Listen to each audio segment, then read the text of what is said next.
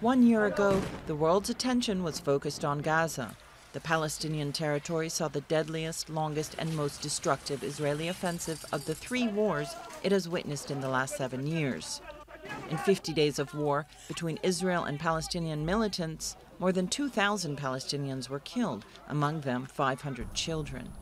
Despite a ceasefire that has largely held, there has been little reason for residents here to believe their suffering will soon end. It's changed for the worse, not for the better.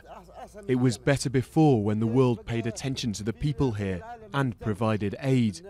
But after the war, it all stopped, as if nothing at all had happened.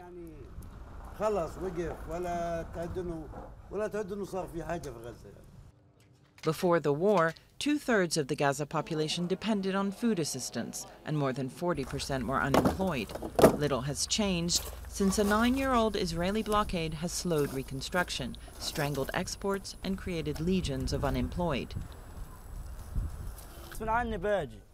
I'm doing this job against my will, because there's no work here, only this. There's no alternative. I collect stones around 5 carts, and then I sell each one for 10 Israeli shekels. A recent poll showed that 1 in 2 Gazans want to leave the territory. With both Egypt and Israel tightening the land borders they control, dozens have drowned attempting to illegally immigrate to Europe via the Mediterranean. I think what's different after this last conflict than even after the previous 2 was a much higher sense of hopelessness, that there really was not a feeling that the conditions were going to improve. More desire to leave. The feeling that their children's lives were not going to be better than their own. The last UN schools which hosted the displaced have now closed, pushing more people into the street.